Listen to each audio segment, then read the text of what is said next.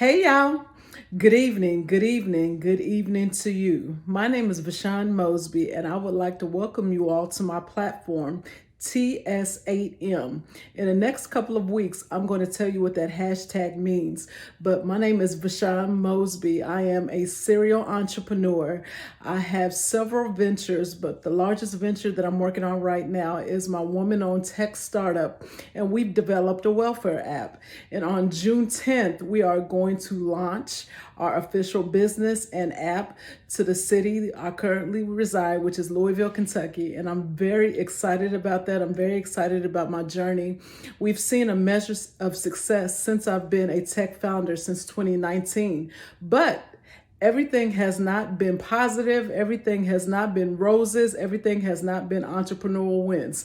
I have had moments where I wanted to quit. And guess what? Today, I'm going to talk about it. I feel like in entrepreneurship, there's not enough conversation about the real and the raw part of entrepreneurship. So what I'm going to do today is to talk about my journey as a tech founder. And so the title of today's video is I Almost Gave Up. Yep, you heard it here first. I almost gave up. Yes, Vashawn Mosby, CEO and founder of 4 ventures. I've had a measure of success over the last 9 years in all of my businesses. And in 2022, I almost gave up. I almost said, you know what? I don't want to do this anymore. I don't want to be an entrepreneur anymore. It's hard. It's taxing. Those that say they're going to support me, they don't support me. The businesses and the organizations that say they are here for Black founders, they're not here for Black founders. The organizations that say, hey, we have funding and capital for you, they don't have it for us. And guess what? I'm going to talk about it. Now, this one, I need to preface this video by saying this is not a smear campaign. This is not a tea channel. I'm not calling anybody out, but what I am doing is speaking my truth. And hopefully my truth can help you find some solace in your own personal entrepreneurial journey. So we'll start with 2019. In 2019, I launched a tech startup called Vashawn Nicole Technologies. And in my tech startup, I was extremely green. I am a non-technical founder, which means I do not have a background nor degree in owning a tech startup, but I knew what I felt in my heart. I saw that there was a problem, and something that I've coined myself to be, I am a professional problem solver. So I needed to find a resource for those that are on welfare and those that use social services. There should be an app to make the process a lot easier. So before 2019, I was looking around, I was looking for a resource, I was looking for a website, and I saw many websites and resources and apps that were available, but they were extremely antiquated. And most of them were so hard to use, I could see why it would deter a person from wanting to use them. So Vashawn, why did you pick a welfare and social services app? I'm glad you asked. 20 is now 21 years ago. My son will be 21 years old July 19th of this year. So 21 years ago, I was on welfare. 21 years ago, I navigated the social services and welfare space. 21 years ago, I created my own pathway out of poverty. 21 years ago, I decided I'm not going to be what statistics say that I should be. I'm not just going to be a bitter baby mama. I'm not just going to live in the hood. I'm not just going to live on welfare for the rest of my life. I am going to create a plan to make sure that I am successful in the thing that I wanted to do, which was be successful for my children. So, like I said, my son will be 29. My son will be 21. My daughter will be 19 years this year. So when I was in my 20s, I created what I coined my pathway out of poverty. I coined a pathway out of poverty. I had a 3-ring binder and I had a vision board. And I decided with this vision board and with this binder, I'm going to create a path that's going to make myself successful, not just for myself, but for my children. And so what I did, I made a path to secure housing. So I went through the Section 8 system. I made a path to secure food for my family, which I was on food stamps. I had a medical card. I had a child care contract. I'm from Lexington, Kentucky. So I navigated all of these services, and I wrote everything down in a 3-ring binder. And in my mind, I said, why isn't there an easier way to apply for these services? Now, 20 years ago, we didn't have technology, but I thought there could be a process that could make everything more streamlined. And so the more I thought about it, I just kept writing and putting it in my notebook, kept writing and putting it in my notebook. I started off on welfare at 21 years old. By the time I was 29 years old, I made it to corporate America without a degree and doing very well in corporate America. I loved my life, but again, I knew I wanted to help people. I knew I wanted to make a difference. And so I think I was about 31 when I launched my first venture, which is Vashon Nicole Enterprises. It's a full service publishing house and marketing firm. And so what I did, I wrote my story. Shameless plug, you can go to VonTechSolutions.com and get my first book, Behind Her Eyes. And it's behind her eyes because if you notice, my eyes are 2 different colors. So that was kind of a play on words on that. But also behind her eyes is my mind. So I talk about things that I went through. So first venture, Vashon Nicole Enterprises, which is my publishing house. Saw measure of success there. I got 2 of my books in nationally chained bookstores. I was doing very well for myself, and I knew I wanted to do more than just be inspirational. And so I had a little side job, which was to help people get jobs and help people work on their resumes so they can get ready for corporate America. So in 2018, my little side hustle turned into my second venture, which is called Vashon Nicole Consulting.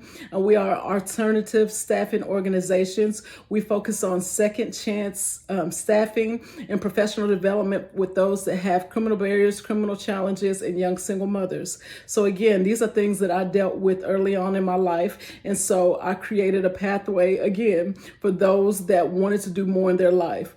Now, within my staffing agency, I saw a discrepancy. When people needed to sign up for welfare, when people needed benefits, when people needed assistance, it took way too long and the process was arduous. So again, searching for technology, searching for answers, and I could not find the answers. So what did I do? I launched my tech startup. This was in 2019. We started off as being Vashon Nicole Technologies. I've since then pivoted to VonTech Solutions. You can go to www.VonTechSolutions.com to find out more about my publishing house, to find more about my tech startup and to find more about my tech journey. So I'm telling you all these things because it was positive. I did great things. I had highs, I had lows, but I've seen a measure of success. Being a tech founder, and let me be clear, being a Black woman in tech was one of the hardest things that I've ever done. Being a Black founder in tech is one of the hardest things I've ever done because, one, Black women are not celebrated in this space. Black women are not celebrated in this space. Vashon, why do you say that? We get less than 2% or around 2% of funding that is required to do well and to scale in tech space. 2%. 2% of the venture capital that is given to Black women or women of color. 2%. Yeah, sit on that for a second. So that lets you know that this was going to be an arduous task. This was going to be a journey for me. So 2019, I went in strong. I said, if I wanted to learn anything about tech, what do I need to do? I need to get plugged in Silicon Valley. So that's what I did. I started networking in LA and Silicon Valley to learn more about tech.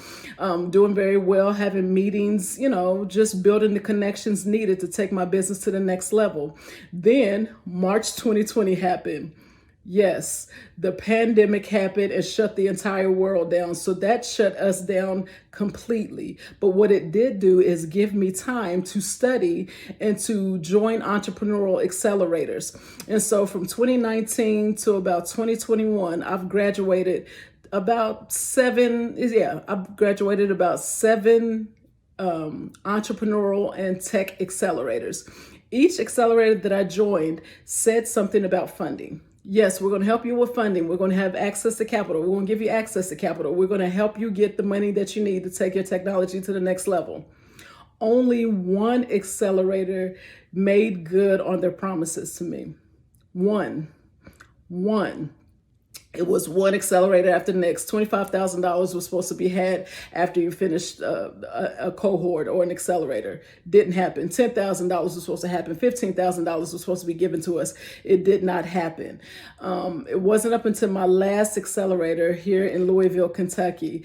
I placed third place in the business pitch competition, and I won $2,000, and that helped me a lot in my business. But again, I needed a large amount of funding to take my technology to the next level. And so I was hopeful, and I did not receive the funding that I thought we were going to receive. And so we're now into January 2022. January 2022, I was depleted. I was tired. I was just like, Lord, what am I going to do? Let me take that back. January 2023. So this year, January 2023, I was like, Lord, I don't have the capital. I don't have the money. I don't have the resources that I need to take my technology to the next level. I didn't need a $10,000 or $15,000 investment. I needed a $90,000 investment to scale my business. And we had projections for my business. Within the first year of my business, I was slated to make $1.9 million. Listen, we were going to scale from the top, but I needed an initial investment, and I needed an investment to finish my first tech product, which is my app. And so I was really depleted. I was really upset. And I said, you know what? I've gotten this far. Maybe this is just what it is for me. Maybe the journey is not supposed to be finished by me. Maybe I'm not supposed to create this technology. And that was my thought in January of 2023. I almost gave up. I almost said I can't do it. I almost threw in the towel. But and I don't make any qualms about this, I am a woman believer. I believe in God. Say this again. I am a faith-based believer. I believe in God, and I knew God had a purpose for me before anybody had an opinion or had anything to say or to do with my journey. And so I know what I heard from him. Bashan, you're going to do well. You just need to keep going. You need to keep working. So what did I do? I found private investors. And the private investors gave me enough money to invest in the first part of my app. And we are now currently, it is May 11th, 2023. Our app is in development. It's going to finish here pretty soon. And I'm going to have my official business launch June 10th in Louisville, Kentucky. So y'all, this has been a labor of love. But it's been laborious. It has been hard. It has been taxing. I almost gave up. I almost said this is not for me. But something that I learned about my journey, I had to reach back into what I did 20 years ago. I had to write the vision. Then I had to make the vision plain. I had to make sure everybody understood what was in my 3-ring binder 20 years ago. I had to make sure everybody understood what was meant by those vision boards that I made 20 years ago. I had to make sure everybody understood the passion that I had behind this product and behind my project and behind my app. And once I wrote the vision, once I made it plain, then I did the work. I did not stop at no. A lot of us get stopped at no. A lot of us get disappointed at no. A lot of us can be totally derailed when we hear no. But the thing is, you need to keep pushing past your no. Somebody has your yes, but you need to know your no. You need to know that the no is not final. You need to know the no doesn't mean don't go forward. Sometimes the no means you need to work harder. So if I could give anybody a piece of advice, don't let that no distract you. Don't let that no take you to a place where God is not and has not planned for you. Keep pushing towards your goal, and hear it from me first. I am a tech founder, and I have developed an app, and I am a non-technical founder. Let me be clear. I am a non-technical tech founder. I have a tech startup. My entire C-suite team has over 100 years worth of experience and degrees. I have a team of developers in India that are bringing my vision to fruition. And it would not have happened if I didn't believe that it can happen. So you have to believe it. You have to make the vision plain. You have to write the vision out, and you have to know your no. Your no does not have to be final, and you don't have to give up. So I don't know who needs to hear this, but I want to encourage you today. Do not give up. Keep pushing, and I promise you the journey will be worth it. All right, y'all, listen, it is a great day to make it a great day. I hope you are doing that.